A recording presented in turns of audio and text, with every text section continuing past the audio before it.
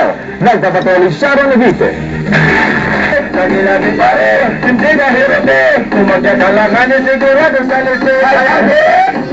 Hasakubhan upat na kasimana naging numero uno burhan countdown and MOR inigas sikat nga kantahan La Familia. Nagdirila ito bisa na magkaibay mga lugar ha Visayas ng Mindanao, sikat luwat ini nga kanta.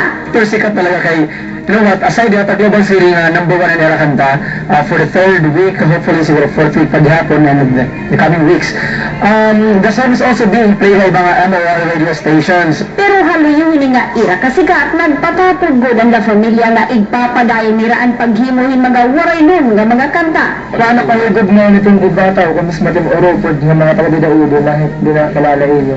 Pero kang ganihigog nga nera. Kaya ano kita madyang paningan Oo. kung pwede kita din nilahanin. Pasulun natin din nga naman.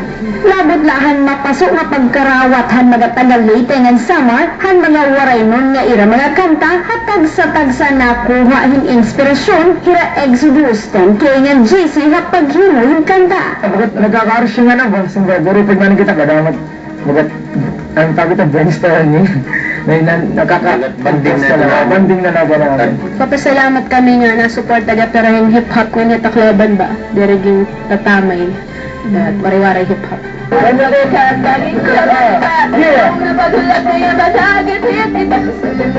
Sharon Navita, Patrol, Han Pilipino.